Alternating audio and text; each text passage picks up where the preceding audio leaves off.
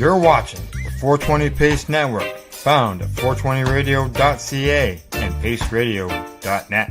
You're watching the Hi Guys podcast with Al and the other Al on the 420 Pace Project. The opinions of the individuals during this broadcast are their own and may not be the opinions of their group or other organizations they may be involved with.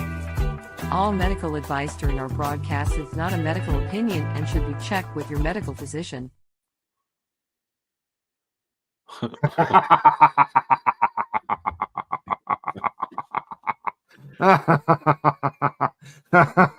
Well, guys, if you can't hear us now, this is what, the third attempt. They say 3 times the charm. All right, here we go. Okay, can you hear us? Can you hear us? This is what, the third attempt. They say 3 times. Hey, I can hear myself. We can hear us. We can hear. We're back. We're back. We're back. Hello. Hey. Can you hear us now? Hello? Hello? Hello? Hello? Hey, I can hear you. All right, buddy Weeds. Thanks, buddy. Hello? Hello? Hello? Boy, right, hey, we're here go now. 3 times the charm. You are a naysayer, Al. I just want to say you said no, it's not going to work, but we'll try again because you're a naysayer. Can you hear this? Can you hear this? It's cold. It's cold. Yeah, but you all see, of these things. now it does say it's a Facebook. It was not Facebook, but it was just It was a streaming issue there at StreamYard. StreamYard. Yeah, and looks like maybe we just finally got it there. And Buddy Weed says, "Hi guys." Yeah. At least now you can hear us, buddy. At least now you can hear us. It's not the silent show. Like the old silent movies. Now I got to roll a doobie. Yeah. Hopefully we don't drop at any time, though. Shh, you naysayer. Oh, I see what happened. 1, 2, 3, 4, 5, 6, 7. Oh. Here, let me look, and I can add it. You gotta drop one because what do you call it? Didn't load, so I'm changing it, and now it's loading. Oh, okay. So now we've got 4 and 4. Okay, there we go. Now we're working. Well, I added the other streaming thingy. Correct. Did we only have 7 then when we I started? have my shirt on inside out, upside down. So your tag is at the front of your shirt? Shut up, Al. Continue with the show, please. Al's top 5 things: how to dress. As never mind. Look, I forgot my pants. I used to. Everything shot from the chest up. I used to joke with Debbie when she was around doing our shows and stuff that I did my shows in my underwear, and I have done my show, the 420 show, in my underwear before. I have to admit. Oh well, I know a guy who talked about that all the time because he was in Radio Land. And you see, when we were doing radio stuff, you couldn't see us, and then Al had the stupid idea of adding video. Yes, Buddy Weeds, back to our regular scheduled programming. Yes, back to our regularly scheduled crap. So, in case now that it's working, thank you for sticking with us, buddy. Yes, thank you from our heart. Can you see my little heart? Al's got his his list. Video. It's a video. You talked about panic attacks and stuff. Right? Yes, we're going to be talking about panic attacks, as I was saying. With the holidays coming up, with Christmas coming up, I have got a completely infused cannabis turkey dinner to go over with you at the recipes when we get there. Know what I was going to do yesterday? I made or not yesterday, the other day, I made a steak. Mhm. And I have some extra virgin olive oil cannabis mixture, Mhm. and I was gonna go at the very end, but I didn't because I forgot because the steak just looks so good. I'm glad I didn't because I'm always afraid I'm gonna waste it. You know what I mean? Yeah. So Waste your turkey in it. you can, and we'll see Yeah. this video or just a thing. No, the recipe? No, it's not video. It's not. No. Oh, come on now. No, it's not video. And what else we got? We got some news, some Health Canada news for anybody. Yep. Also, we've got some sports news, and we And got upcoming events. Yep. And what we should also do now that we're back to normal, now we're broadcasting, don't not know dealing about with normal. audio issues. What we should maybe touch on is fact of the passing of Professor Alan Young. Yes, I was going to make sure we brought that. Anybody in the cannabis community for the last 20 years or so knows who Professor Alan Young is. He was instrumental in a lot of the early ongoings of legalities revolving cannabis and specifically medical cannabis, right? Correct. Yeah. He passed away a few days ago. Yeah. He fought for patients' rights to cannabis. Yep. And not only did he deal with cannabis, but he had other issues that he was dealing with as far as rights and helping out people who were wrongly convicted. Well, he was a true human rights lawyer. Yeah, which included which some people may know about the Bensworth case, which was a I'm gonna say, I'm just trying to think of the proper words here. I don't know of the case. Oh, don't you? Bondage. And The legalities of S&M and things like that. Yeah, it had to do with sex. Okay. And bondage, and like as if it was a service that was being offered. Well, a little something I know about. Mm-hmm. But well, I was sort of I'm back in the day, there was legality issues with people wanting to practice BDSM, basically. And yes, correct. Is it? So, anyways, I'm not big on the violence of that world, right? Because it can be very violent. But what I have learned in the 30 years, in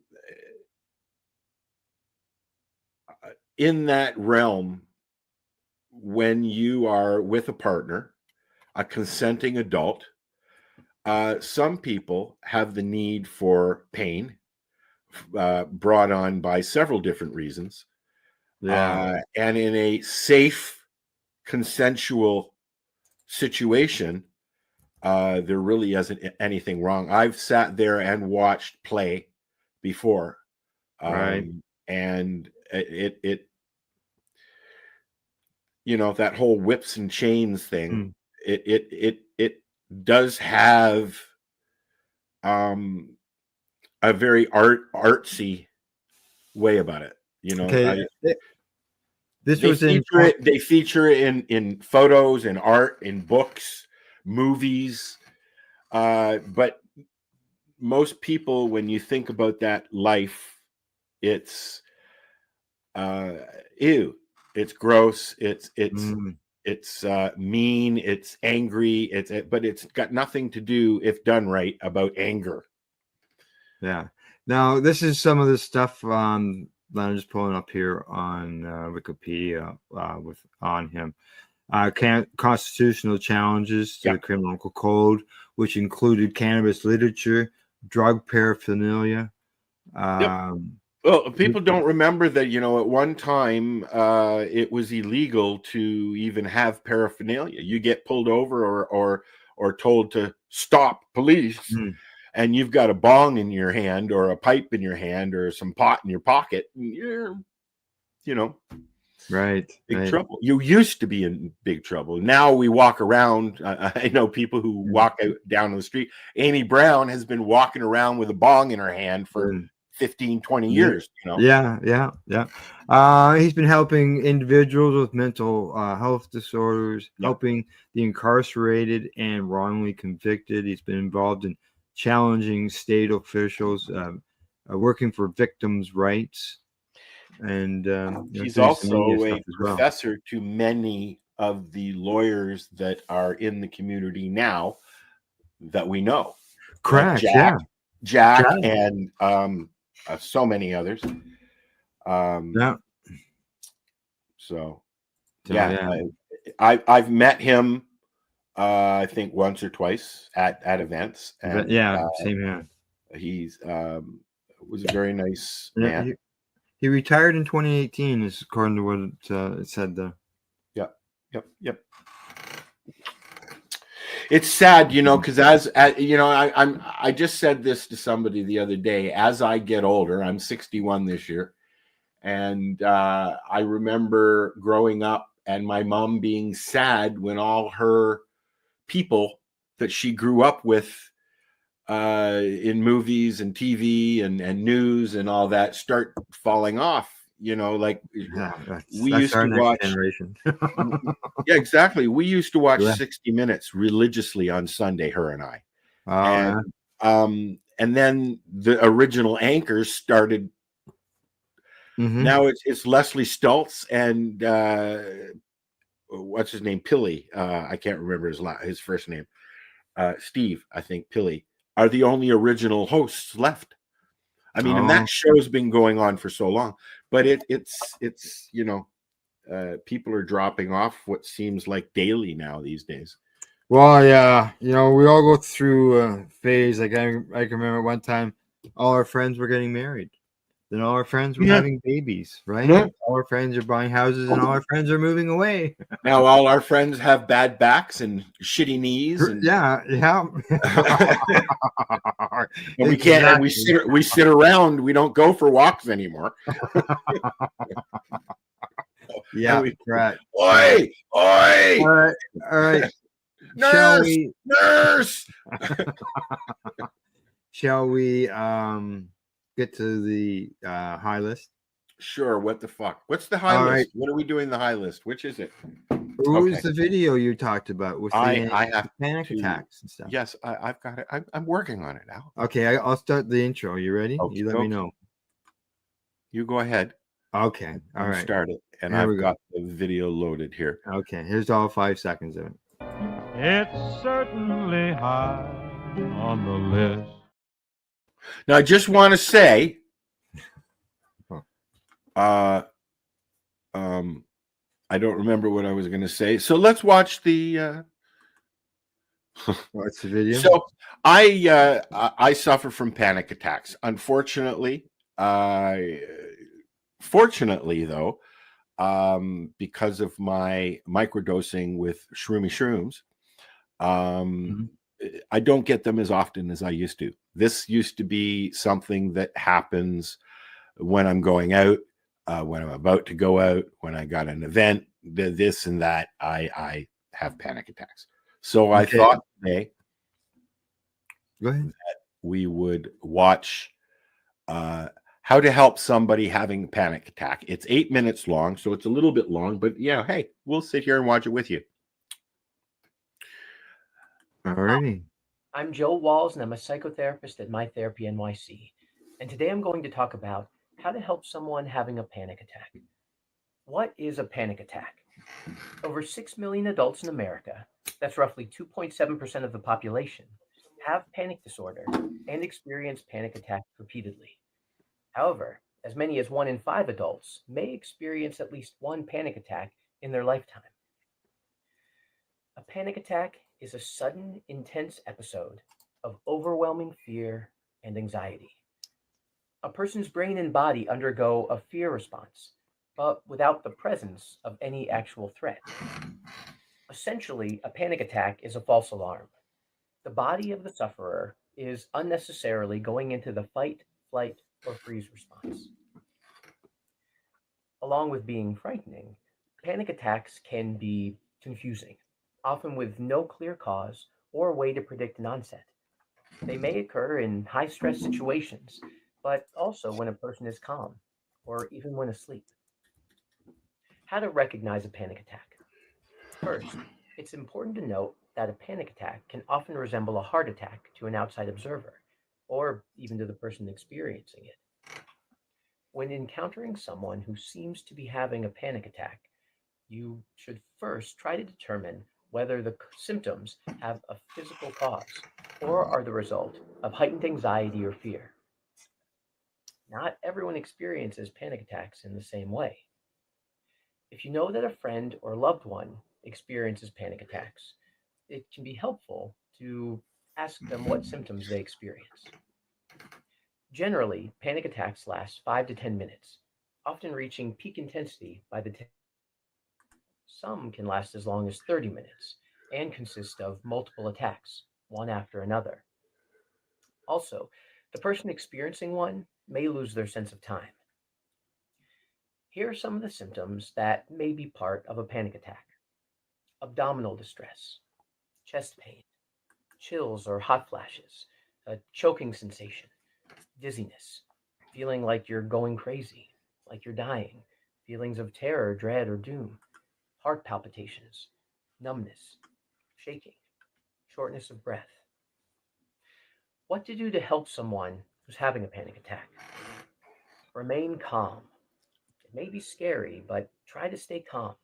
Talk in a calm voice and reassure the sufferer that you won't leave, it won't last long, and that they're safe. Learn the warning signs and symptoms that were outlined earlier. Breathing.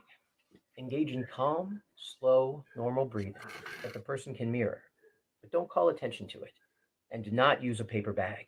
That could lead to hyperventilation. Name it. Gently identifying the event as a panic attack can help give the person context for what they're experiencing and help alleviate any fear caused by a new or unknown sensation. Ask how you can help. If this often happens to a person, they may have a standard coping mechanism. You may want to ask in advance if it's a friend or loved one. Also, you may receive a curt response. Don't take offense. It can be difficult to behave logically or politely when suffering a panic attack. Also, the person may want you to leave. You can give them space, but keep watch and let them know that you'll return if they need you. Also, positive affirmations and conversation can be helpful. Ask questions. Introduce yourself if you don't know the person, and ask if they need help. Ask whether they might be having a panic attack and whether they've had one before. Determine whether to stay or to go. Inform the person that you can help them leave if they want to. It may help alleviate some of the stress. The goal is to be where they're most comfortable. Offer positive, supportive words. Being kind and non-judgmental helps the person to feel safe and to understand that you're there to help. Validate their distress. Offer an empathic response, letting them know that you recognize the difficulty they're facing and are there to help. Help them stay grounded.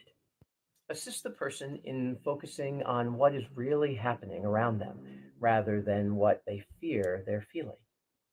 You can try a variety of grounding actions, chatting calmly and slowly about familiar activities and places, offering a textured object that they can focus on feeling. You could try the 5-4-3-2-1 technique, focusing on things that are in the room and the different senses. 5 items to see, 4 objects to touch, 3 noises to hear, 2 different smells, and 1 taste.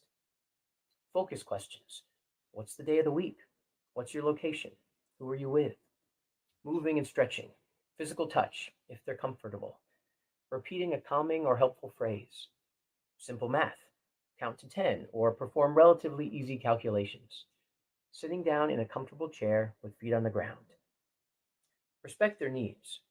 They may need time afterward to rest and recover. Plans may need to change. Alternatively, if they are up for the plans, continuing with those plans can help reinforce the idea that they can survive a panic attack and continue with their lives as normal. Encourage and assist in finding help. When the attack is over, later, help them find a licensed mental health professional. Recommend self help books that you may be familiar with. Help them find related support groups. Help them look for other support resources, including organizations like the Anxiety and Depression Association of America. What not to do when someone is having a panic attack. Don't compare panic to common fear and stress. Panic attacks are more severe and may be difficult to understand if you haven't had them before. Don't shame or minimize the person or their experience. Similarly, avoid being critical or judgmental. Avoid saying things like, just relax. There's nothing to be afraid of. You're upset over that. What's wrong with you? Don't say those things. And don't make assumptions. Ask what they need. Don't just assume. And don't give advice. Some techniques, if new, could backfire, like some breathing techniques could lead to hyperventilation. Don't tell them how to manage symptoms. Just try to assist. When to get help. Generally, time and support are the best things to provide until the attack passes. It may feel like it isn't enough, but it often is. And calling emergency services when they aren't needed can make the situation more stressful. As mentioned before, a heart attack or other serious condition could possibly be confused with a panic attack. Try to be mindful of when you may need to call for medical assistance. Here are some of the factors that may indicate you need to call 911. The person never had a panic attack before.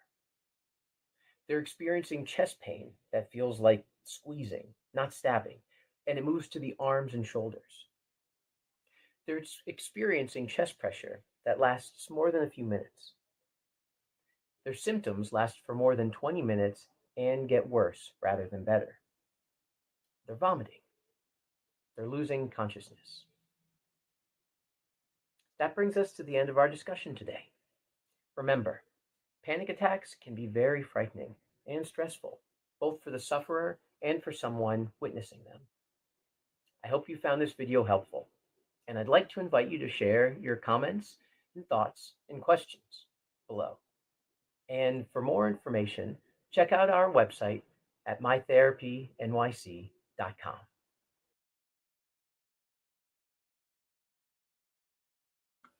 Go on, try and talk now. Al. Go on. No.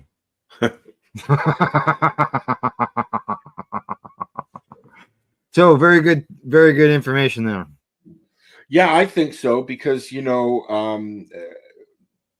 one who suffers from panic attacks, it's nice when somebody doesn't do a lot of the things that he suggested you don't do, because most people will overwhelm as opposed to just, hey, Yeah. calm down, man. Yeah. Mm-hmm. And you're not even supposed to say things like that. One of the things that will trip me off when I'm in one of those things happening is relax, man. No.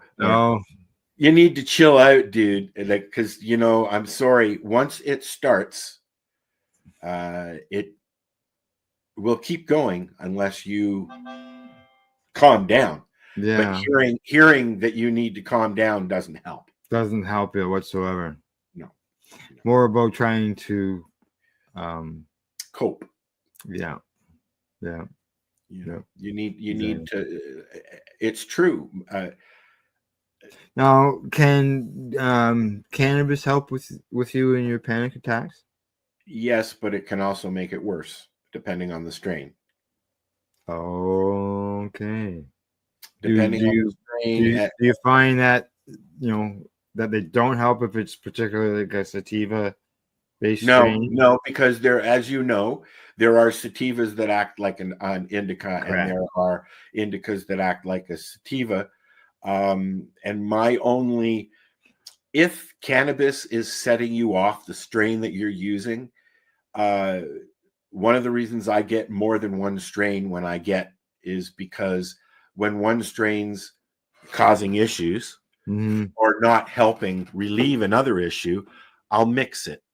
And then usually you can find a happy balance. Good. Just so you know, Buddy Weed says great information, and thank you. You're welcome. There you go. All right. Yeah. So he's just trying to find a good mix that can help. Yeah, like I've got I got some banana OG and papaya and some root beer. Oh, papaya. Yeah, I hold on. I'm trying to think with the last one. Some apricot, purple apricot. Oh, okay. never So heard that. I've got 4 strains, and I found that the root beer made me a little panicky, and I called root beer. Yep, Okay. root beer Kush. I found that one of the indica strains was more like a 50-50 hybrid than an indica, so that was a little bit of, a little just kind of go about your day. Yeah, but the sativas are the root beer is a sativa, and it made me a little panicky. Yeah. So I mixed. Right. I'll mix the OG Kush or the banana OG with a little bit of the root beer, and I got a nice, it was nice. A good mix that you're able to, if you needed to, you could, reduce or increase either strain. But it sounds like you got yourself something that works. It's just being consistent, being able to have that available. When I get everything, when I get my stash, yeah, I usually try each strain right off the bat with a little space in between, and you can literally adjust your ride. You can, you have a little bit of this, and then you have a little bit of that. And if you get a little bit too hyper from that, you have a little bit of that and calm down a little bit. And it does it. And you add music to that. And hello. Anyways. Could you, I guess no. What? It wouldn't be. I was just trying to think whether the CBD would help, smooth things out. I know you tend to stay with one strain, correct? Yeah. Where I can't do that. Oh. I can't. I have variety, but I do have my main strain crap. Yeah, I mean, there are strains that I like and that I'm going to grow so that I always have it, but I can't. I tend to get a little grumpy when I use the same strain a lot. Oh, yeah. Right? Just because the variety. Yeah, I get used to it. And I've learned that, there really are strains that you can do morning, afternoon, and night. And then there are also strains that will knock you out. Yeah. So but let me just say, it depends, that each strain that you use depends on the person that is using it. When that first time when you got stoned and you didn't like it, probably because it was a shitty strain. Oh yeah, more likely. Yeah. And I know people who are like that. Negative, actually. I have had negative effects from strains that I've smoked with you at an event, and nobody knew it. Well, I guess maybe you did, but you can just get really high. Holy fuck! Come on, that's when I go outside and I get some air and I switch strains. When a friend says to me, I'm really depressed, or I'm really hyper, or I can't calm down, I'm like, and they are over consumers, some people would call. I always say, jokingly, but I mean it, switch strains. It's time to switch strains, because I know when I use the same strain for too long, it affects me. Yeah. Oh, yeah. Usually for the worse. I grew 4 strains this year, so. Well, and that's what I once I get into a cycle, I hope to always have 4 strains available. Good. All right. Do you feel like you feel a little hungry? Yeah, I've only had a toasted cheese sandwich so far. All right. Well, I got the recipes for you just to cure that munchies. All right.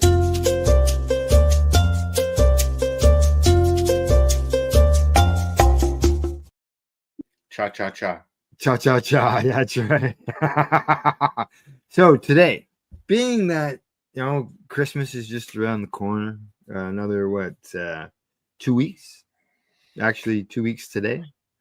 Yes. I thought that it'd be a good time to give people an idea on, maybe you got lots of friends or family. Maybe you have a friend gathering that like cannabis. So I thought that I would come up with a recipe, but a whole Christmas dinner.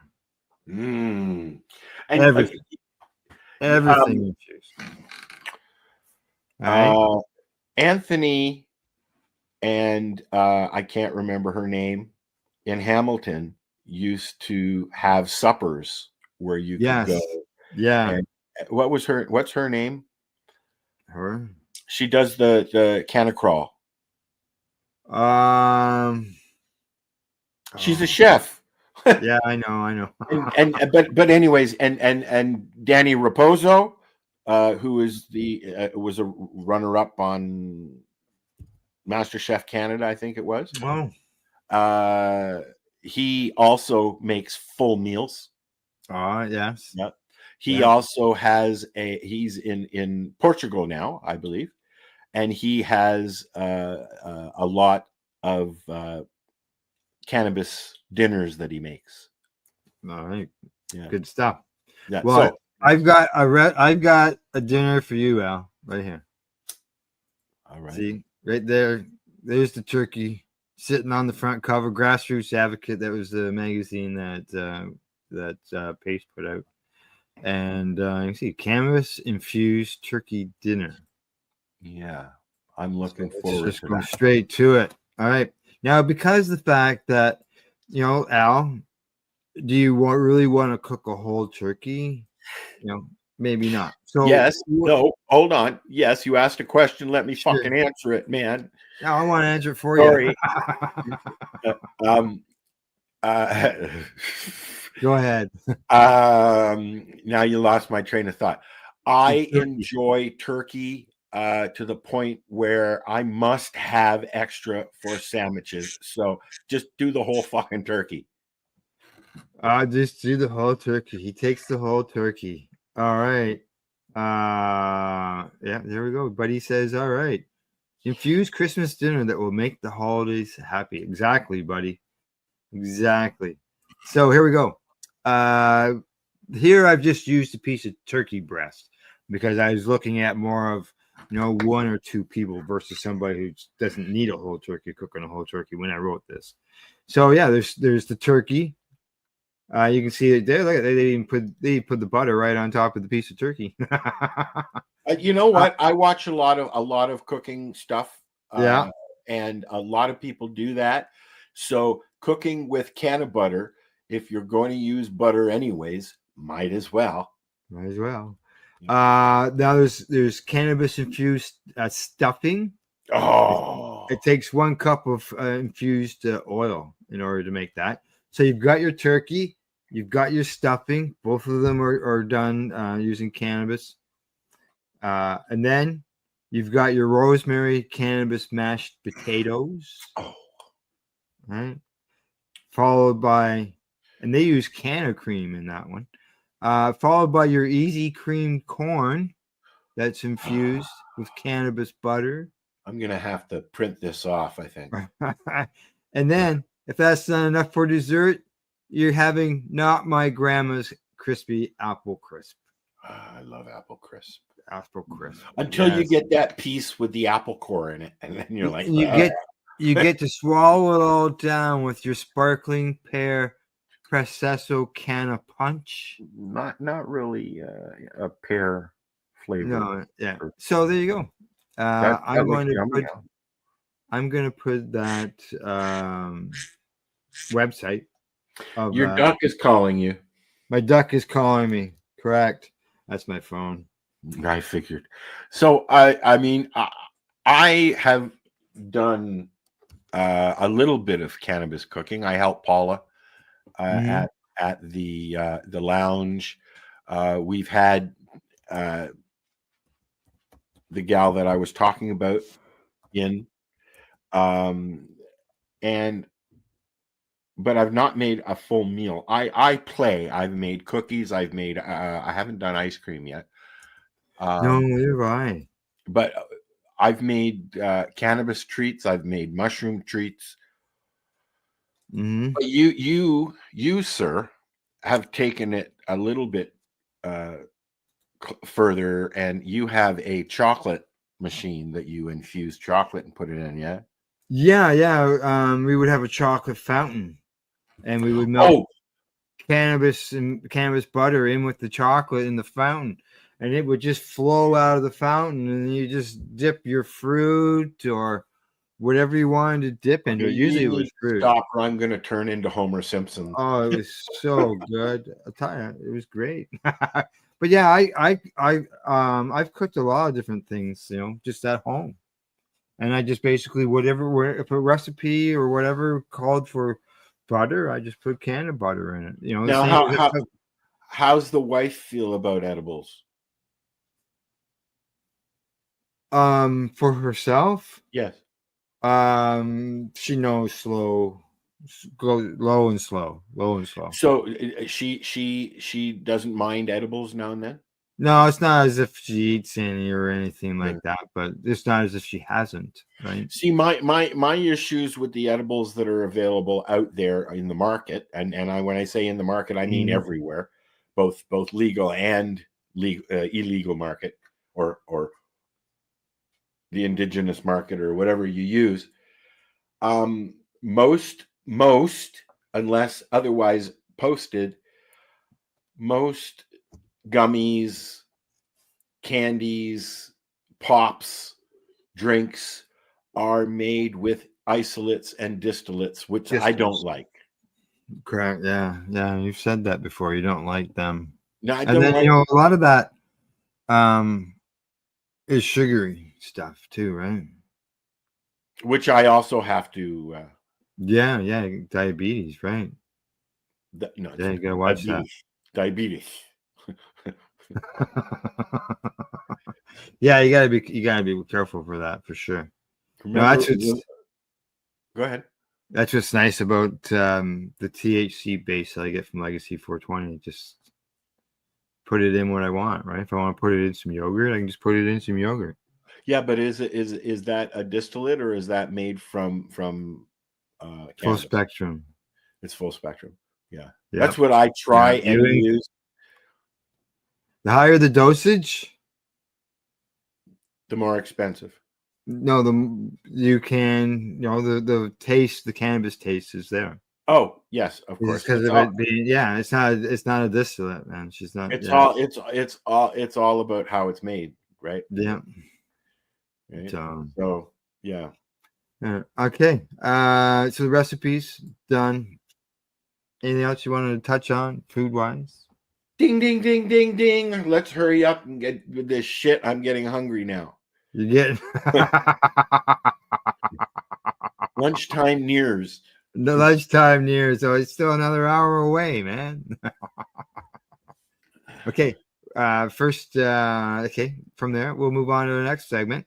All right. Instead of running our promo that was going to take 2 minutes. Why not? Go ahead. Okay. All right. Hey, it gives you time to run and grab a snack. No, I'm good. I got my doobie. Okay. All right. You're good. All right. As everybody knows, who maybe you don't know, we have put out a movie, like a sort of bit of a documentary type movie on the Apple. And it was released last week. And it's about 50 minutes long. We get to see how the Apple is created. I see that, Chris. and uncreated. And, yeah. Yes, exactly. And so I'm going to run a quick promo on that, and then we're going to come back with a review, some of my own.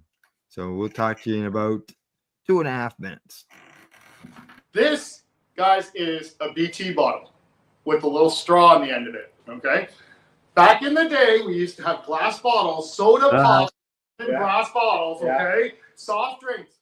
And this was built for the old school hash. This is the hash that your uncles and your grandparents would get. And this is the stuff that we would all treasure whenever we could get it, because we thought it was the best stuff, because it's the constant. It was our form of concentrate. Correct. Right? When we were young, right? Yes. This is To answer your question now. Oh, here we go. Forward. Now you're going to cut this out if it doesn't work, right?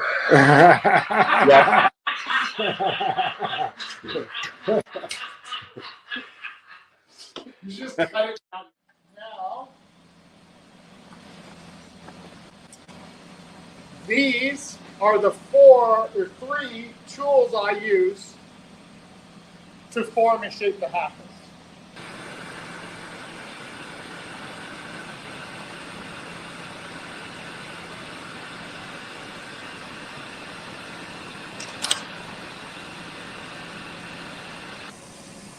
So now once the prep work is done over on the lathe, it now has to come over to me to put the mouthpiece on and finish off the top part. So first up, I just need to clean up and close off the top that's left over.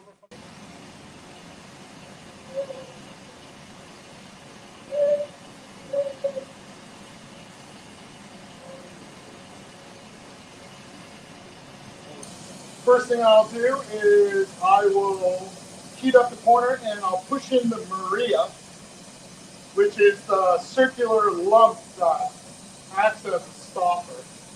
Right? Whereas I'm kind of like, I'm 49 years old, but I don't have time to be an artist. You know, but each one is individual, though. There's only one of each. So it does make it art. Oh, stop it. Okay.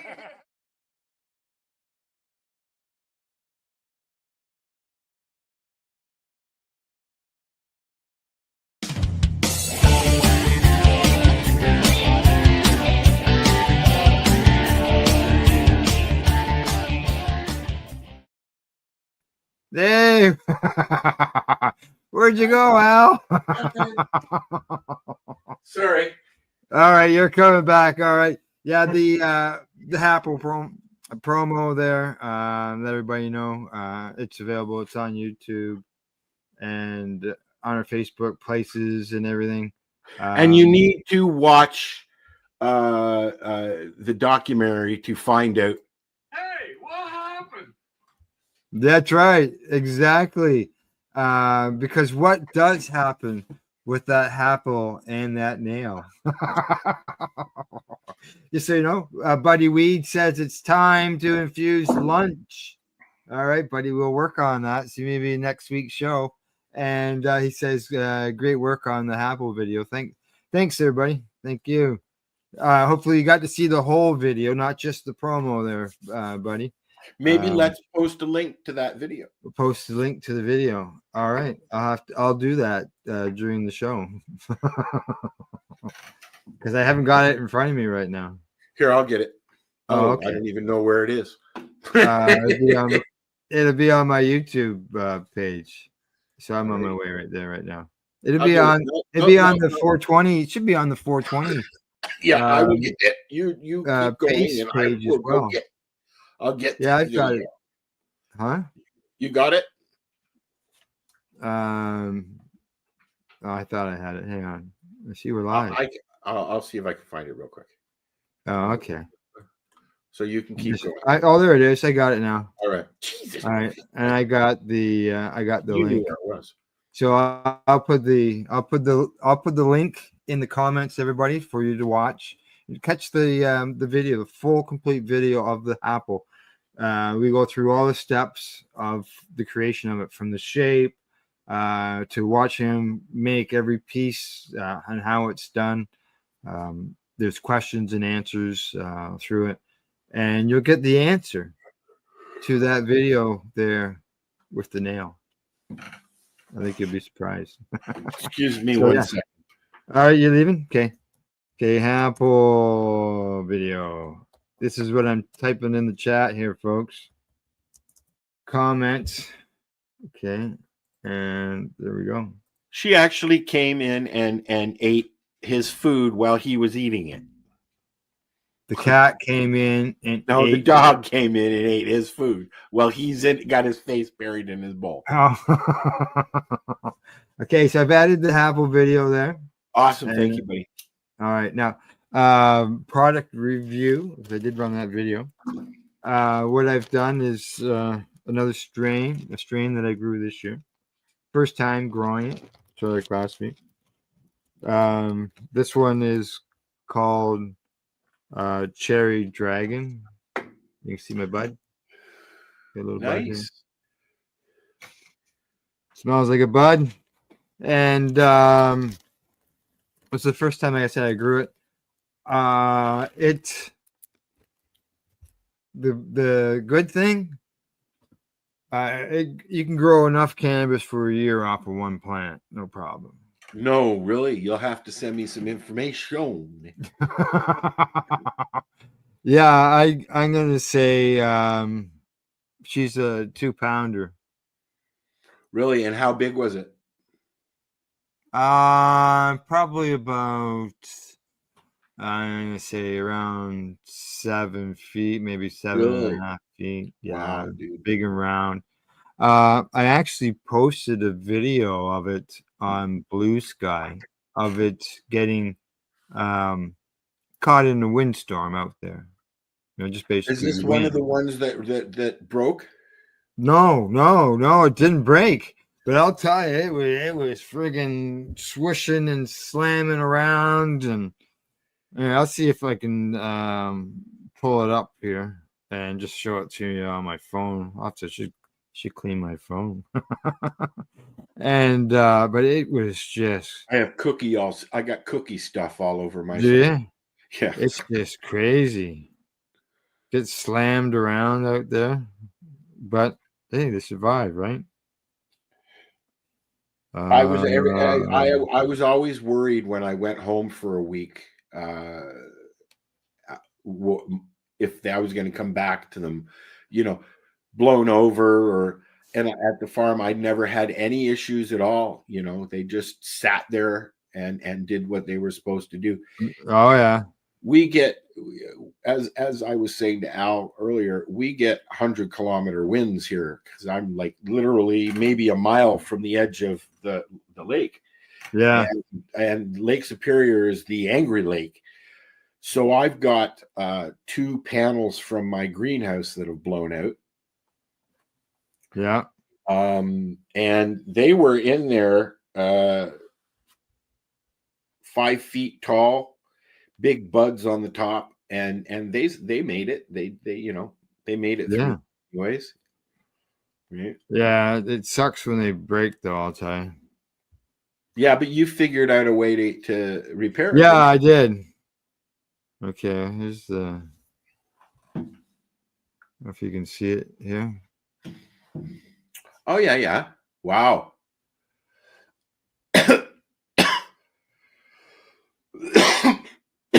Yeah, blowing around. There's the plant, just to give you an idea how big it is. You asked me how big does it grow. I like to watch the trees off in the distance there, over in the forest in front of the house there. Now, in the wind, because they're just like, whoa, you get like 20 foot high birch trees that are just like going like literally like this, eh? Yes. And every now and then one goes and you're like, oh, cool. The that never broke during any of the wind or anything. Wow. So I was happy with that. It was easy to trim as well. Hand trim, or did you use a machine? Hand. And yeah. And then so I got some information on it. Okay. Cool. All right, there you go. Oh, it's from the same site that you showed me last week. Correct. Or Yeah. is this the one that you showed me?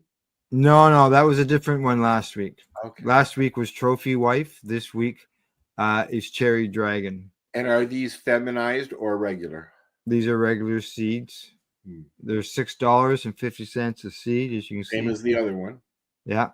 Cherry Nor by Panama Dragon, crossed with the Panama Dragon by crossed with Cherry Nor. So it's crossed back to each other. It's a hybrid. No. It is shorter and taller plants. I'm going to say mine was a taller plant, which leads towards the Panama Dragon. It says it's rich and diverse terpene profile with a wide range of flavors and varieties, skunky along the earthy floral and fuel tones. Yeah, I have to say so. Callus to leaf ratio, calic to high leaf ratio. Easy to grow. Yeah, it was easy to grow. Stuck the seed in the ground, watered it, looked after it, fed it. Went out every day, multiple times a day. So you can see the THC there, 25 to 28%. CBD is 1 to 2%, and harvest in the middle of October. So there. Awesome. I would say probably the only negative that I found with it. You want to share a link to that? Sure, I'll share a link to that. The only problem I did find with it, as you saw, lots of wind. Okay. Yeah. It did end. I was hoping that would help keep things dry and stuff, but I did end up with some bud rot. Whether that's because of any moisture, I'm not sure, but there was some bud rot in it. But like I said, it's a 2-pound plant, and the bud rot I threw out didn't affect the yield.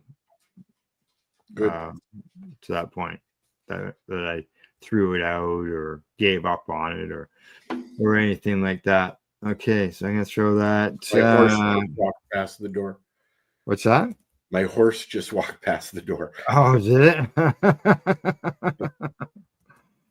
All right. Now I don't know if you noticed there. It was red. The leaves go red in it. That's cool. I like seeing the different colors that cannabis can produce, because there's in a very subtle way, they're very vivid. Yeah. Yeah. Vivid subtlety. Okay, I can close that tab off. I can close that tab off. All right, so yeah, Cherry Dragon. As far as the effect, I had a doobie before the show, and yeah, I could feel it here, and it was calming effect. It might be good for panic attacks with it being calming. Yeah, could be. Yeah, maybe when the mail opens back up again, I'll send you some. Okay. All right. And then you can let me know down the road. You just never know. Might be good stuff for that. So, all righty. Shall we move on to the next segment? Unless you have some questions on the buds. What are we? Well, no, I have lots of questions on the buds, but no, we can go on. Okay. All right. Here we go. It's that time.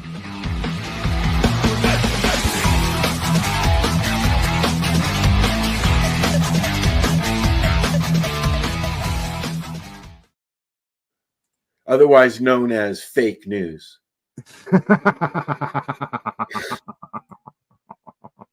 Come on. What do you got? I think you got a story that you wanted to discuss. I do.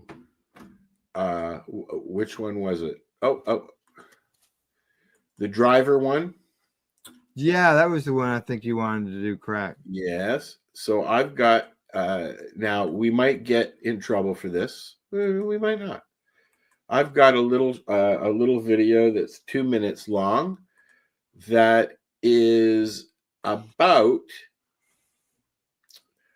driving while on gummies. Yeah, it's actually they're doing a study on edibles. Yes. and driving, and what the effect edibles have on people's driving. And Which they're looking for volunteers, yes, I believe. Have they? When we were going through the whole legalization thing, there were also studies being done, I believe, down at CAMH about smoking cannabis and driving. Driving, correct? Yes. I've always wanted to, since I've been doing the show, I've always wanted to go and get really, really high and go for a drive in one of these simulators and see if it really, really affects me, because I have ADHD and get distracted very, very easily. But I also want to mention that if you were to say what my career was over my life, I drove a truck, I drove a panel van, I drove a forklift. So driving is my thing. And do I drive stoned? No. Do I drive medicated? Yes. I don't drive down the road anymore while smoking a doobie, because that's a lot of trouble that you don't need. Seriously. That's correct. Right? Exactly. But like when I was younger, there was a time when we went for I'm sure Al went to booze cruises. We'd go up to Caledon and drive around on all the dirt roads. And have you do, eh? Smoke a couple of doobies and then head home by way of Barrie. We stopped once because I didn't drink, so I was the guy who always. You were the driver, yeah. I was the driver. Unfortunately, the driver that we had was the drunk. We squeezed 5 people into a Vega, and way we would go. Green Army green Dodge Dart here. And one day we come across a young lady that was just sort of hanging around the end of her driveway, and so we stopped and we asked her. We said, well, "What do you get high on out here?" And she said, "Life." So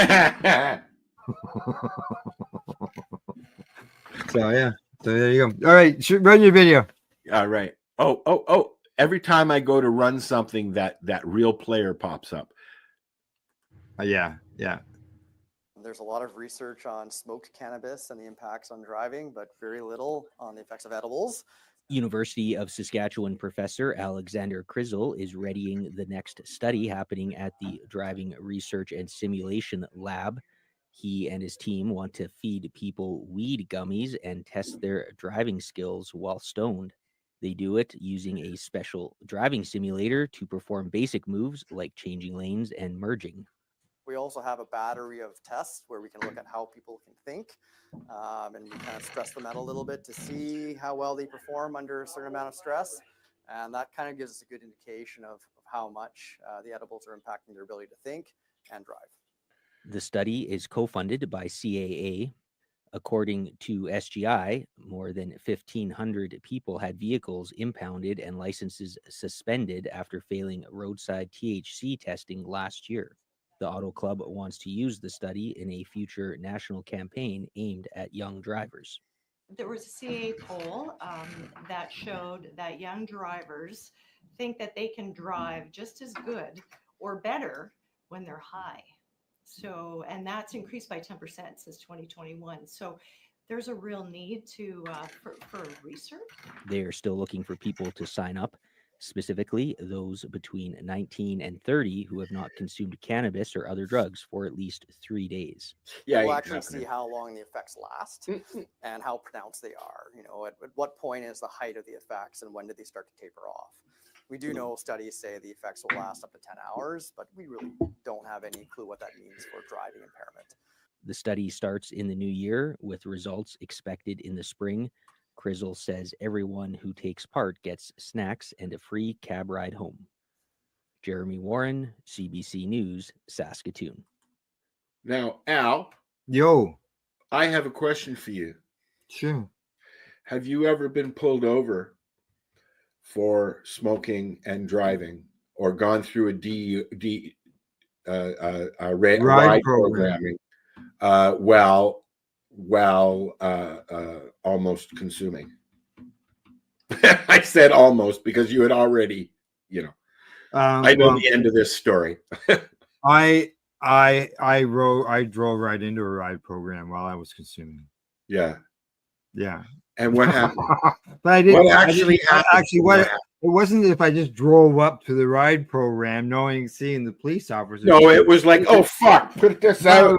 It was more about coming down a hill and around a corner, and they were around the corner at a stop sign, and I wondered what was so much traffic at the stop sign. I was just thinking, geez, it's busy in this town today, because it was just a small little town that I was driving through. Yeah. And sure enough, it was a ride program.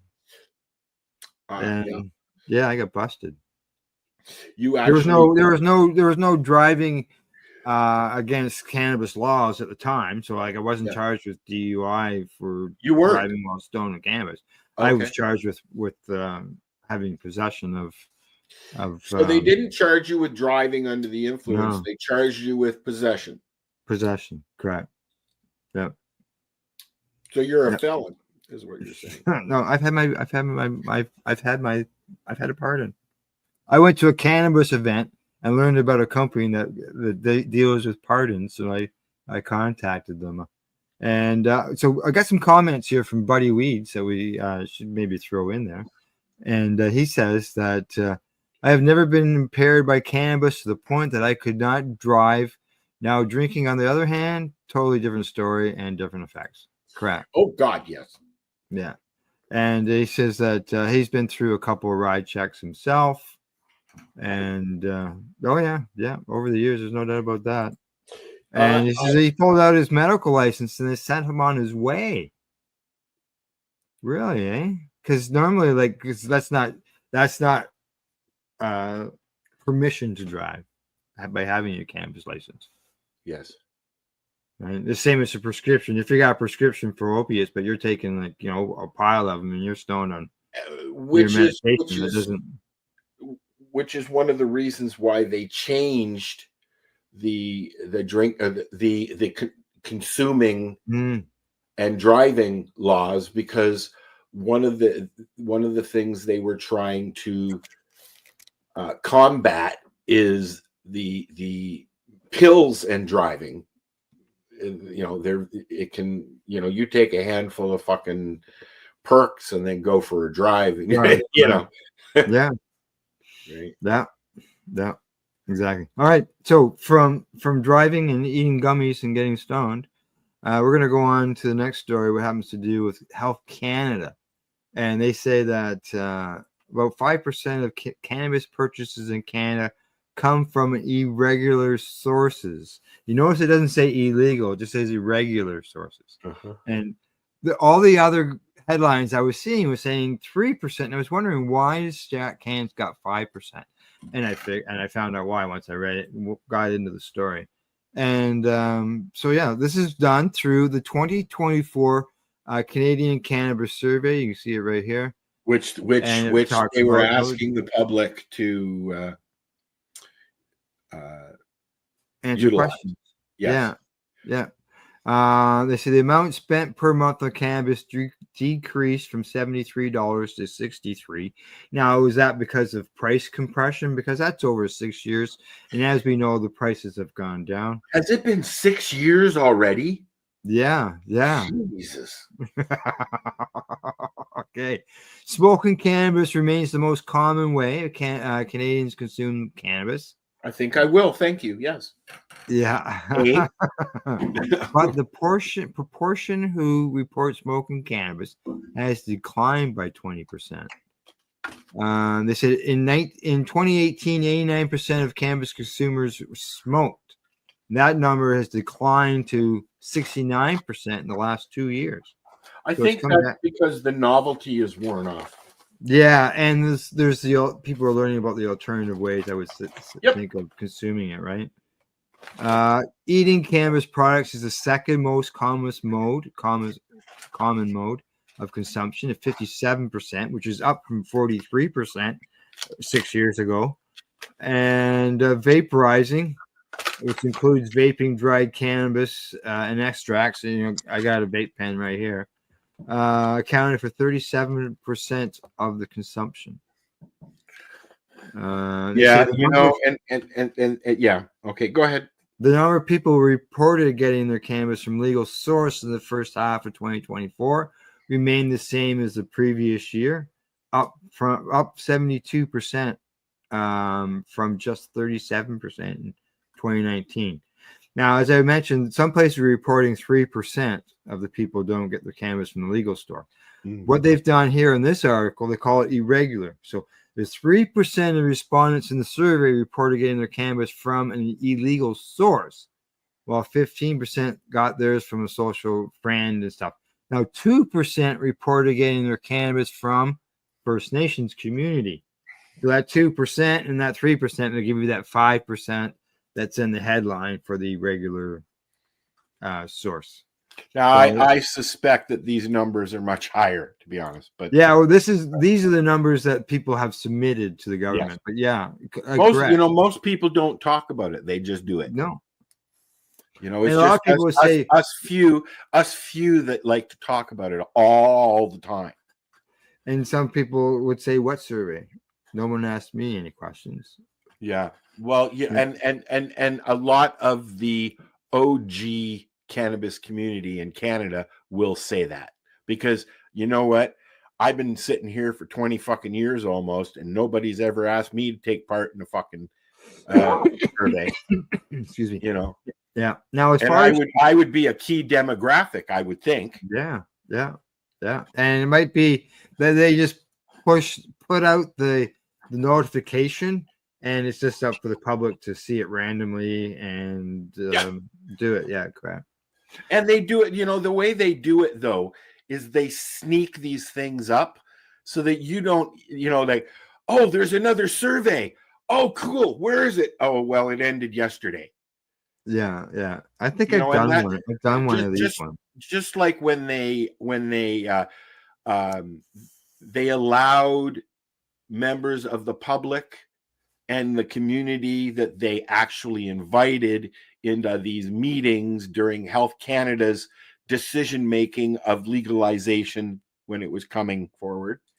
And yet I was never invited. I know a few people who went, but they just went. They weren't invited.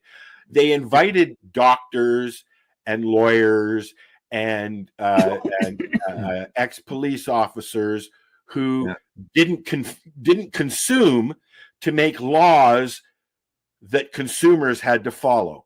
Yeah, buddies like you and me, we haven't been asked, but like down the U.S. right now, they're going through that rescheduling process, and the DEA is already being accused of fixing all the witnesses and speaking to one particular one behind the scenes. So yeah. Now, as far as the driving end of things, because we're talking about the gummies and so on and so forth, they say the number of people who reported using cannabis before driving was 18%, increased slightly from the year prior. It was at 15% in 2023, but still lower. Most people won't answer yes to that question. Well, 27% of the people reported yes in 2018. My point. Yeah. They say this included 16% who reported driving within 2 hours of smoking or vaporizing cannabis. Well, isn't that generally the rule that law enforcement will pick up on things when they ask that question? Have you consumed cannabis? Yes, I have. How long ago? 2-3 hours ago. That should suffice.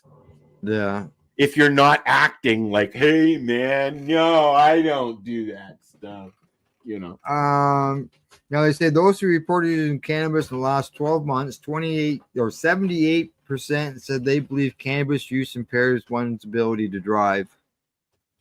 13 responded that it depends, and 6 responded saying that it did not impair driving ability. And that was brought up in that video that you had there.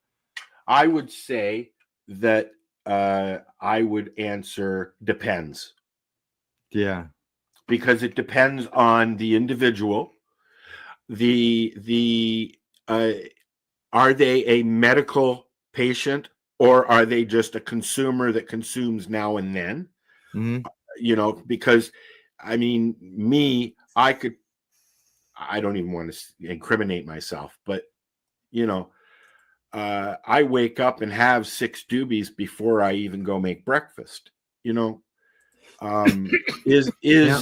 smoking a joint an hour before I go out for a drive going to affect me like it would a kid who's just going down the road, puff, puff, puff, passing? Yeah.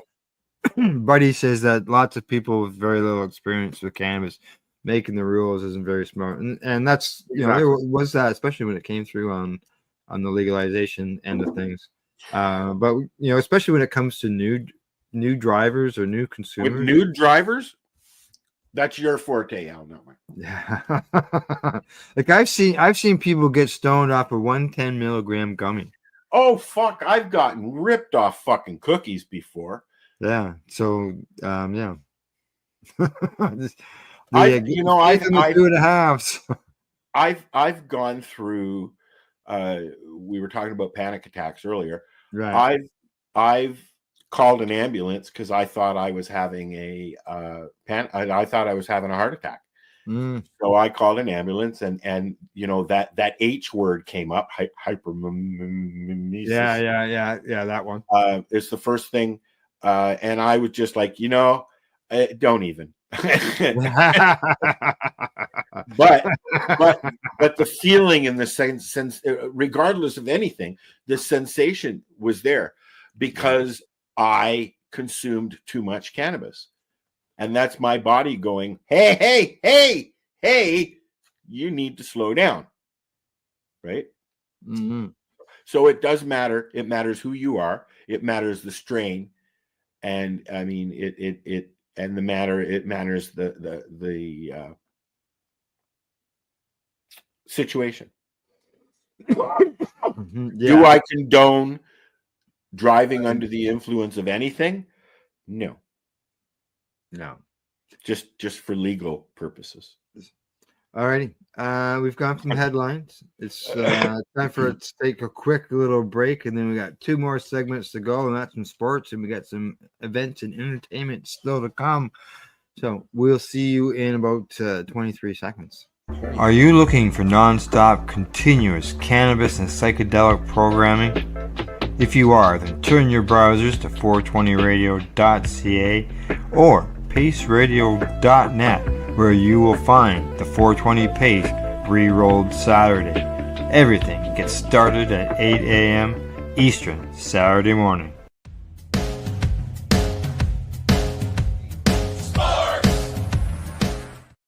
36, 37, 38. Okay, buddy, just put it down there. That's good. That's right. Thank you. All right. Let's see. Yeah, my grandson was here. He was talking to him. Yeah.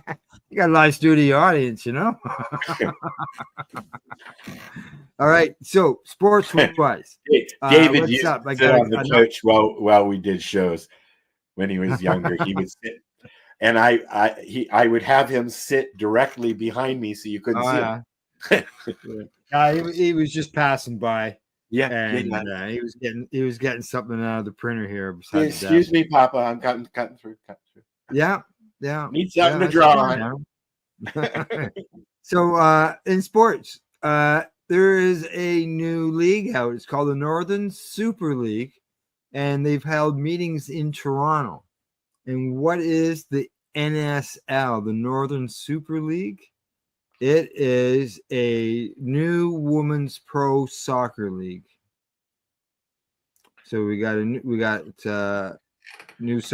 league, new team. They've got the football team, not football, but the soccer team there already for the men. It's called football as well, buddy. Yeah, correct. Yeah. Depends on what country you're from, right? And now they've got a women's league. That is going to have a team there in Toronto. Awesome. And the league, we're going to have 6 teams in total, and it starts in April of this year. They've been having all their board meetings and discussing things. Where are they playing out of? That's what I'm looking for right now, to see what's in okay. The Northern Super League will kick off teams within Vancouver, Calgary, Toronto, Montreal, Ottawa, and Halifax. So all the big cities. Yeah. All Canadian teams. And will they be playing against American teams? Does it say, or is it just no? It doesn't say. It doesn't say anything. It's all Canadian teams. I would think, like, if I would maybe look at that come expansion, maybe if they expanded, like the PWHL, the Women's Hockey League there, professional league, they're expanding. So I could see where the NSL may get that inaugural season up and running, get it out there, and then start taking in expansion opportunities for other people. Women's sports is taking off big time. I actually, during the fight, I actually enjoyed that women's bout more so than I did the others. And I didn't watch it, but I can tell you that I've seen posts online agreeing with you. That was a real fight. Okay, the first fight, or the first two fights, I guess, because there was 4, right? The first couple of fights were lightweight, welterweight men's. They weren't very good. I mean, but you could see that women's fight was authentic, and they wanted to have that fight for a long time, and they've said that they're going to do it again. I like I said, I enjoyed it. I enjoy women's sports. The WNBA has got a world of its own now. I remember when that started. I remember when the Blizzard came to Toronto. Yeah. Are they still called the Blizzard? No, I think they used to play at the University of Toronto field on Bloor. Oh, okay. The Blizzard, that's where they used to play, and then they I don't know if they're still around or not, but I don't know. I'm just doing a quick Google search, and let's see. It was the Calgary Blizzard Soccer Club. So maybe they moved to Calgary. The Scarborough Blizzard Youth Soccer Club. No, that's not it. So they must have moved to the Calgary. Toronto Blizzard, the High Performance Academy #1. Yeah. Oh. I don't know. I mean, using the name. Like we discovered a few weeks ago, I just found out that the Argos won the Grey Cup. Hey, that's because you watch the High Guys Sports News broadcast. That's why you found it. That's right. Yes. That's right. That's right. Yeah. Okay. From soccer, we're going to go on to a cannabis end of things when it comes to sports, and that is because in the NFL has changes cannabis policy to increase the THC threshold for positive tests. This is a big one for sports. It's gone from 150 nanograms per milliliter of blood to 350, so more than twice. Wow. And reduce the fines for a positive test result from 50% of the player's game check to a $15,000 first violation. It's $20,000 for a second violation. Yeah, when you read these articles and you read the captions, it makes it sound like, oh wow, this is good. This is good. This isn't so good. They need to just remove it, like other sports these are doing now. Like even the caption, even the headline tells you that it's still illegal to use it. Like you can use it, but you're only allowed so many nanograms. Look, if you can go and smoke a joint before a game, if you can go and smoke a big fatty before a game and then win, who cares? Yeah, I know, eh? Maybe they look at it as cheating because if cannabis helps you with your pain, it reduces the pain that you're suffering during But the game. it's not performance enhancing in any way other than joint rolling. They also say fines for missed tests will be reduced, and all players who currently have pending discipline for missed tests will have these missed tests excused. Oops, missed And it. they will be considered as having no missed tests, so the record will be wiped from their system. No missed test. Yeah. I missed again. So there you go. They've increased their THC limit in the NFL, which is much better than what they were doing in the past. That's for sure. And that's actually pretty high of a limit. Yeah, but he says go sports. Yep. That's right. Yeah, exactly. Yeah, it'd be interesting, to be able to get yourself tested to find out what is your your When they limit of first started talking about the NFL making changes, it sounded like they were going to remove it from the banned list. Compared, but obviously, that's never going to happen. Kind of like full legalization. No, it's not going to happen. There's always going to be rules. Wow. Yeah, there will be. That will doesn't happen always be very rules. often. And as we know, cannabis gets in your system and it sticks around, right?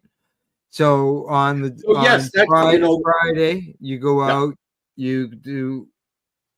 Let's say they've got a few days where they're not doing any games or anything, and they go out and they consume some cannabis, and then they happen to consume a little bit more, and after the test, and that's still in the system, and they hit them with a random test. Like I'm sort of looking at, can they pile up in order to in the end? I know somebody who got a job, had to get a drug test. I'd had to take them, and had not consumed cannabis for 2 months leading up to this drug test because they knew that he was going to have a drug test to get this job.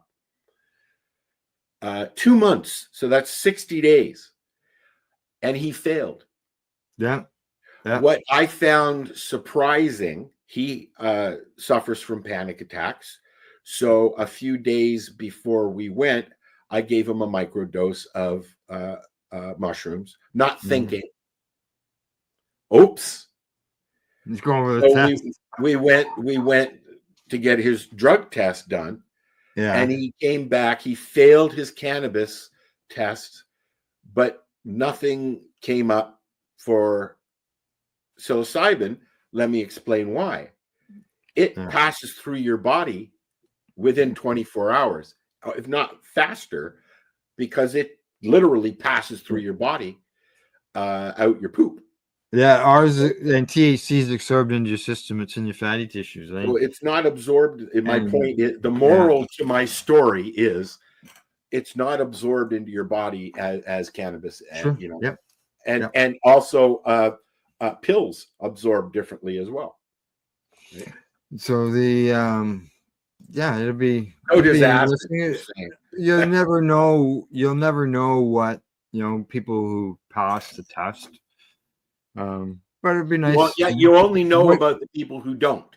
Yeah. What examples can you come up with that would equal 350 milligrams per milliliter in your blood? Look, I understand some jobs you have to remain lucid. You can't have any other substances in your body because of danger, because of safety, because of this, because of procedure, whatever. You're an airline pilot and you've got. I wouldn't want my airline pilot smoking a joint while he was flying through the air.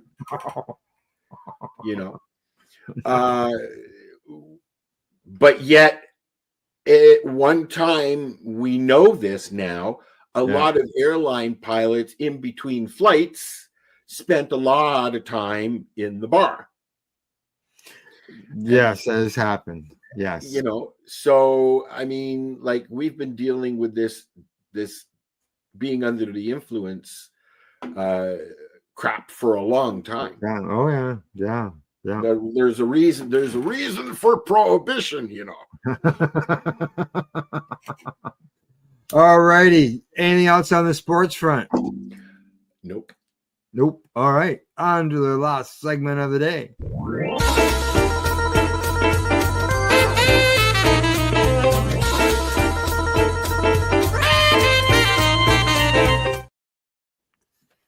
Oh, sorry. Yeah, it's the I like saxophones. I like those. I played the trumpet. I was the second trumpet in the school band. So Yeah. yep, I like air instruments. The like Pink Floyd, Comfortably Numb. I always have this image in my head that it was during the Treating Yourself Expo and the Killing Time band was performing. We were at the Mob Club or something like that. Mod Club, the Mod Club. I think that's where it was held at. Yep. And they had the extra pieces on the stage, like the band, and the guy was up there, and he was playing the sax, and the fog was misting through and everything. It was really cool. I got a good picture of it and sent it to the guys, and they really appreciated it. So it was yeah, I like that. I saw like blues, like sax. I saw James Taylor. Yeah. At the Scotia Plaza or Scotia Bank or Scotia, whatever they call it now, Air Canada Center. And Blue Lou from the Blues Brothers played sax in his band because he has a lot of studio musicians in there. Right. So I thought that was fucking. I loved that because I grew up enjoying the Blues Brothers stuff. Yeah. So it was neat to see somebody from a movie that I saw as a kid playing on a stage with a man who I've adored as my whole life. Right? Yeah, yeah. Yeah, I thought that was really cool. Okay, events. Speaking of concerts, no, we'll talk about that after. Yeah, yeah. Don't even go there. Just go on. No, come on, go on. Yeah, more on that later, folks. Yeah. Upcoming events. A reminder. I mentioned this last week. I'm going to repeat it this week because it's happening this weekend.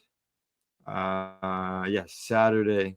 And that is the Great Hash Rising Showdown 2.0 is happening. As well as let's just see. Yeah, I'll just bring that up. And if you're there and you see Sherry Ann Baker doing her thing there, say hi because it'll show up here. That's right, exactly. So here you go. The Great Hash Rosin Showdown 2.0. Santa Claus is presenting this from 1 till 7 p.m. December the 14th to take part in this hash rosin extravaganza. The first elimination round tickets. Only 100 judge kits available. Wow. Judge ticket includes your judge sample kit plus dinner. Ooh. Where is this? Over $4,000 in prizes available. Now, where is it? Well, it's in collaboration with Canada Kick It. Yep. And the email address tells me it's a sublimination event. So the subliminator, maybe, I don't know.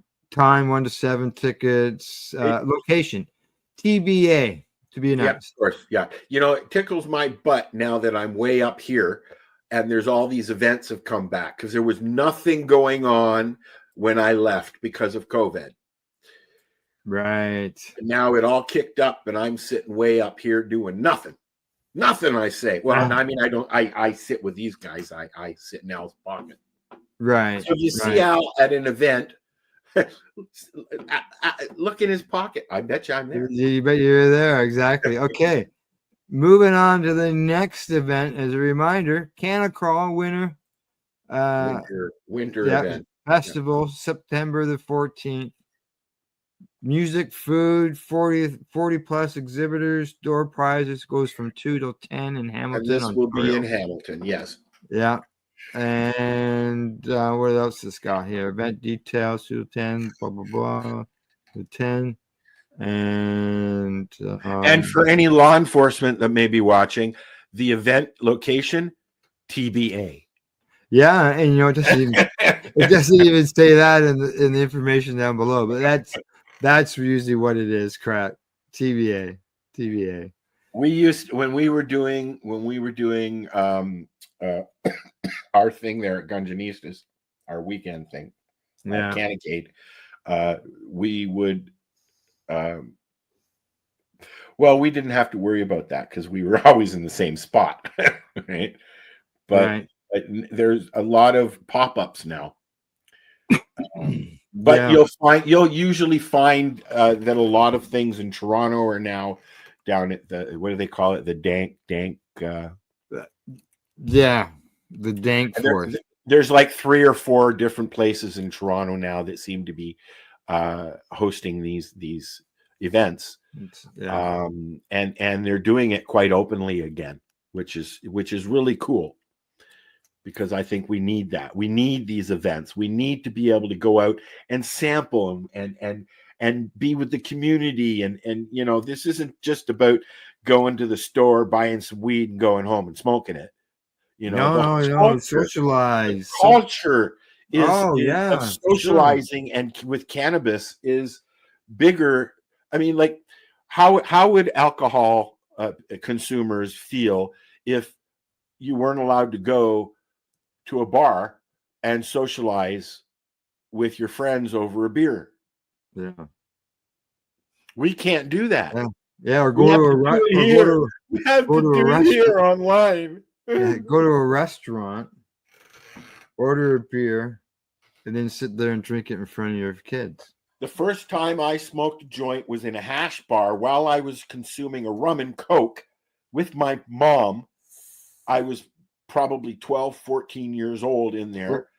And it was in Amsterdam in the red light district. So I was smoking a joint, drinking alcohol, and watching people screw in the windows.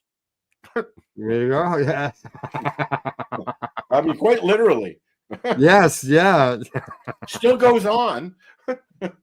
Well, yeah, there are some restrictions though now. I think when it comes to, they don't like tourists there because tourists. They have. Did you know cannabis tourists shit on people's lawns? That's what they say. That's why they banned them.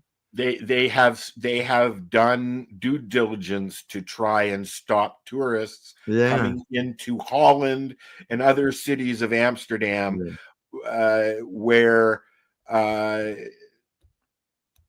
cannabis is consumed natively, and you're not allowed to. Like if we were to go on a trip, I couldn't just walk into a store and purchase cannabis. There's laws now. The store can get shut down if they sell to tourists in some areas. Right. Did you have a video to run in here right now on events? Yes, we can run one of Sherry Ann's videos from Kind, which we haven't done yet. They never run the event end of things. I thought maybe we should run that. Yes. All right. So let's bring that up. And I have to find it again. There we go. Is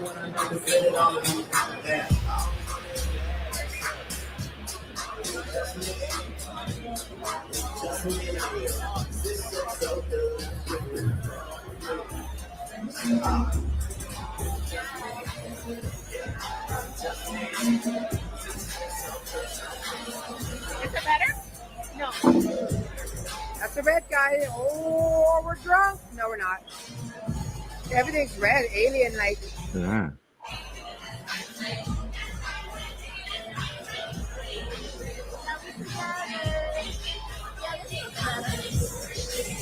No red.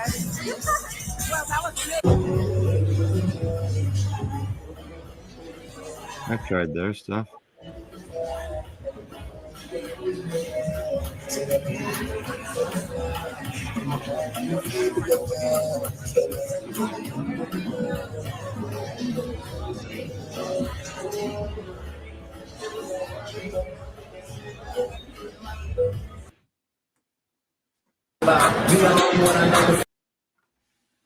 So we got more coming from Sherry Ann. She goes to events all the time.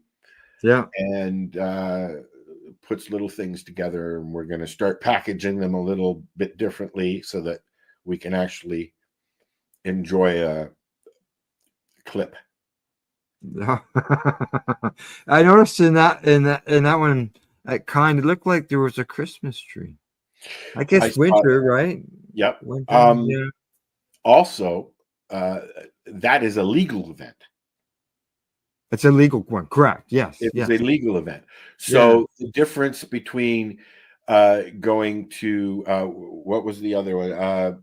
Evolve was also a legal event, was it not? Yeah. So she goes, but Sherry Ann goes to both legal events and community events as well. So you'll be able to tell the difference because the legal events you can't consume at, but the community events you can. Yeah, usually.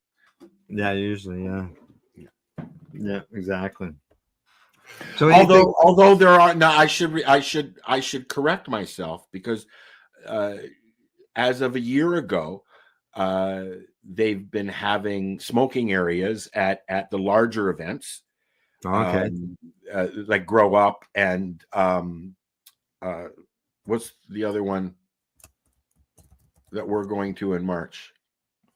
Oh, Can Expo. Can Expo. They have vaping areas, smoking areas where you can go and consume outside. Right. When we started this, when Al and I started this back when they were doing the Treating Yourself Expo, I hope you're feeling better, Marco, by the way. We were consuming in Canadian government buildings. Yes. Yeah. Federal building. Yes. Federal correct. building. Yes.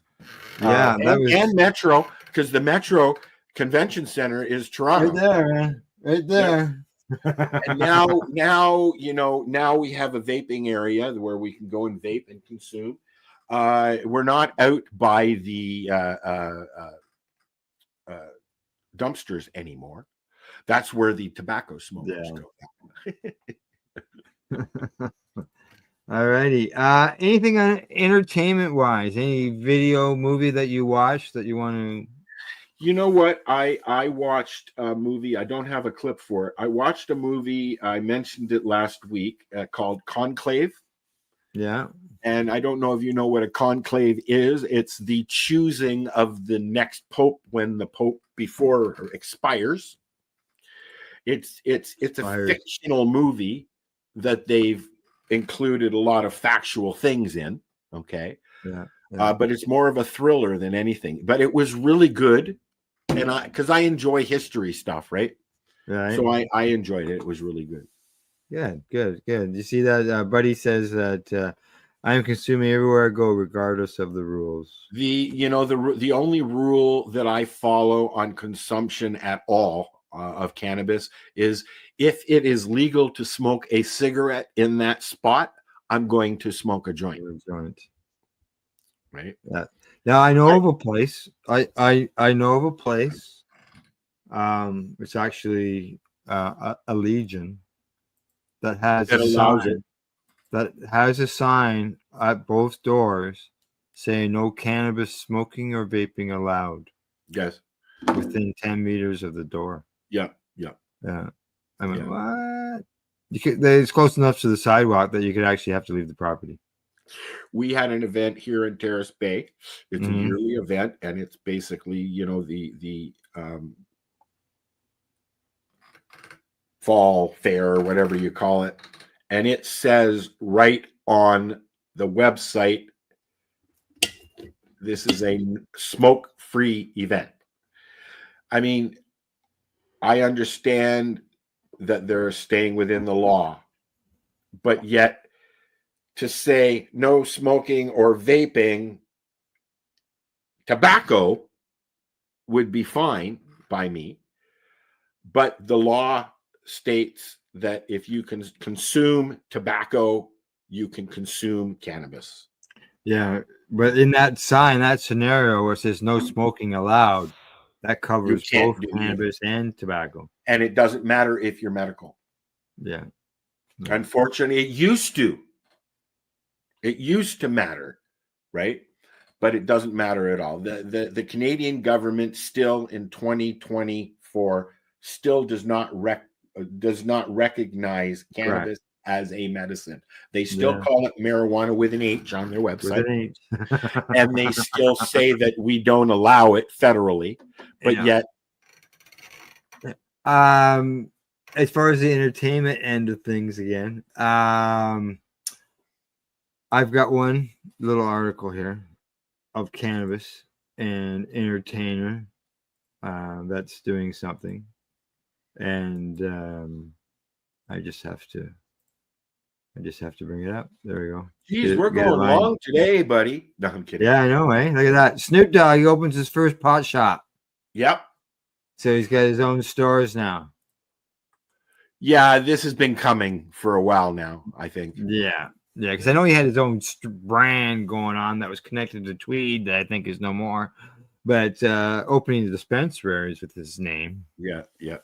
Well, that a lot of people are doing it, so why not? I think one of the first big time celebrities, if you want to call them that, to be public about working in the cannabis industry was Jim Belushi, because he did his reality show about the Belushi farm, and what? Yeah, buddy says can't stop me from eating it there. If there's a will, there's a way. There is. And the thing is that you're eating it, so nobody's gonna know any difference. You're just eating it, whatever it is you're eating. I tend to eat. It's a smell. I tend to eat things before I go to a concert because I can't smoke. I have not been to a concert in the last 5 years since legalization where I've smoked. Well, I'll tell you, things have changed.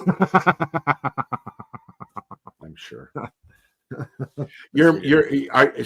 So before we go to my last little thing here, you're going to see BTO sometime soon. Yeah, actually in April we're gonna go see BTO, April Wine, and the Head Pins. And how much were the tickets?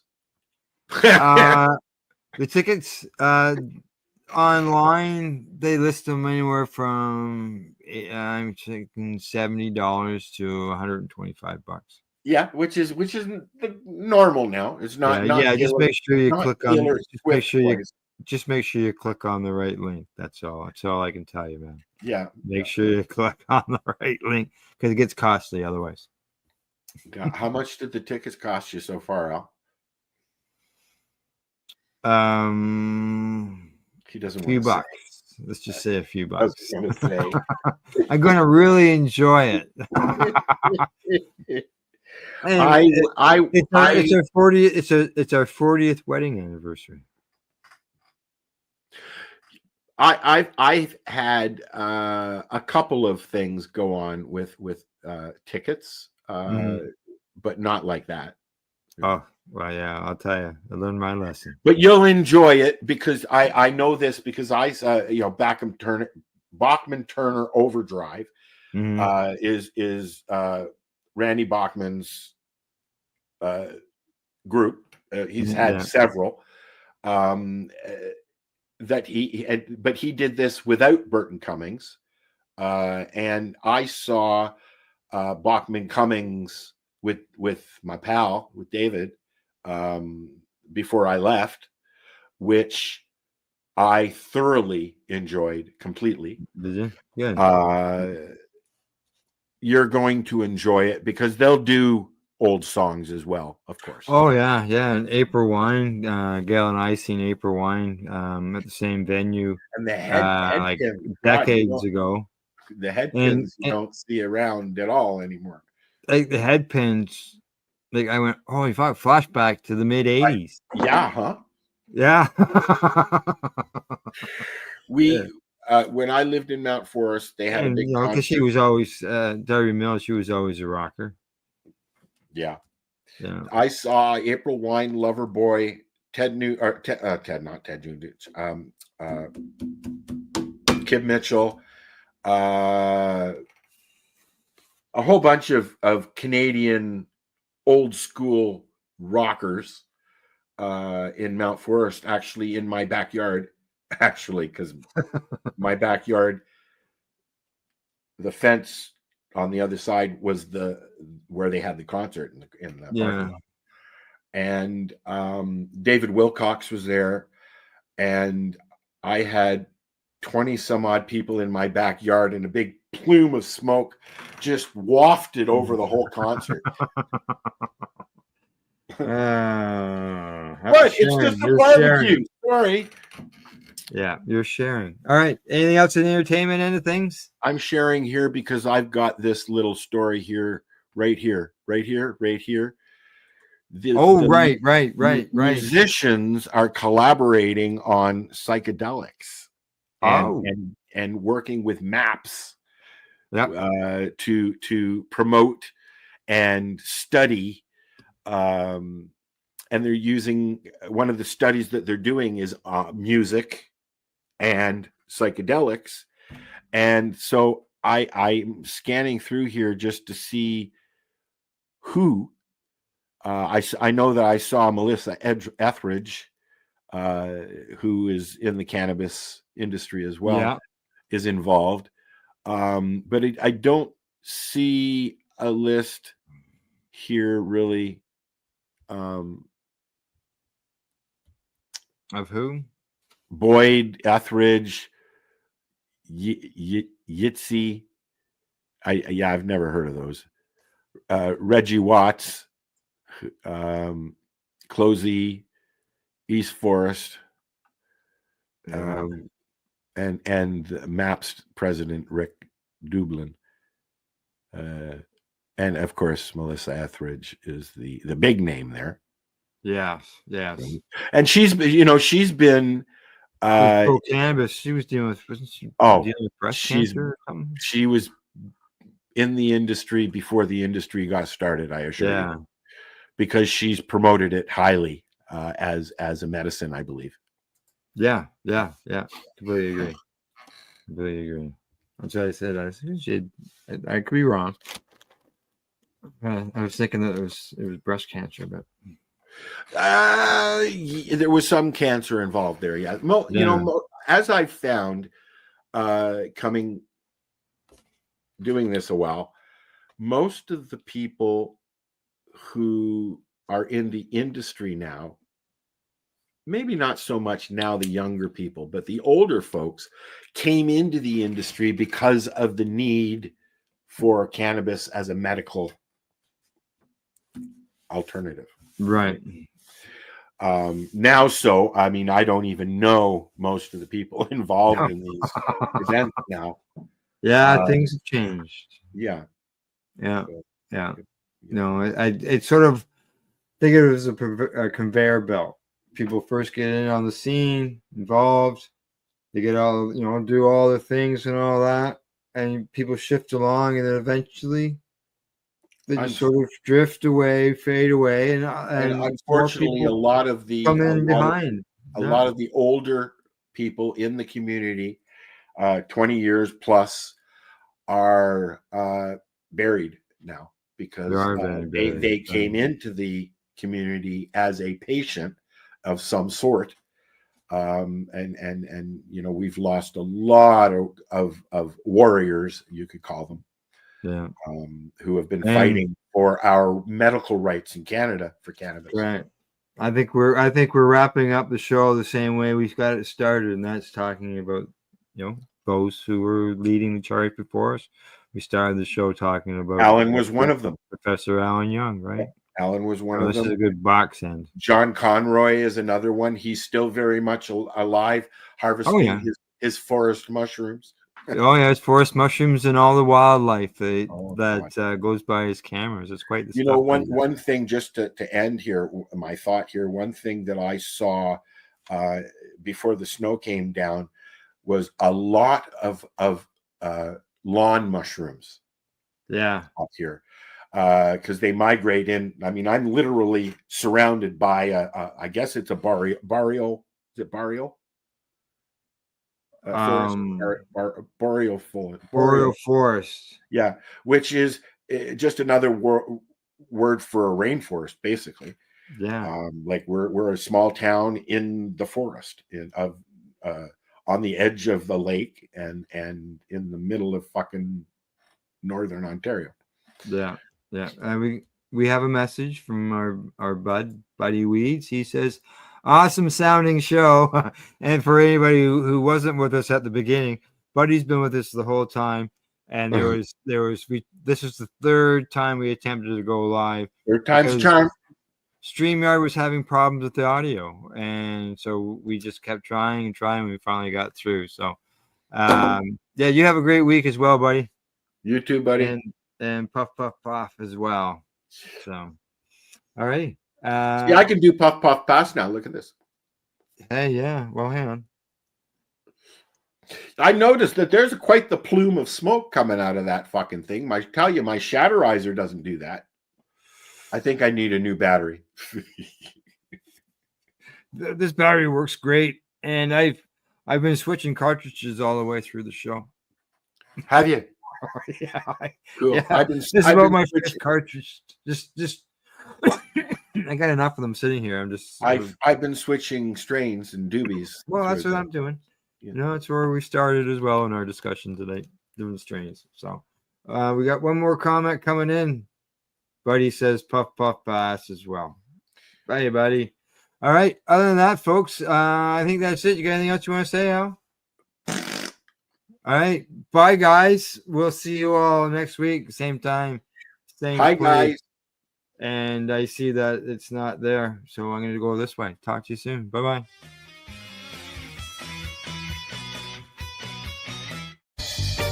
You're watching the 420 Pace Network, found at 420radio.ca and paceradio.net.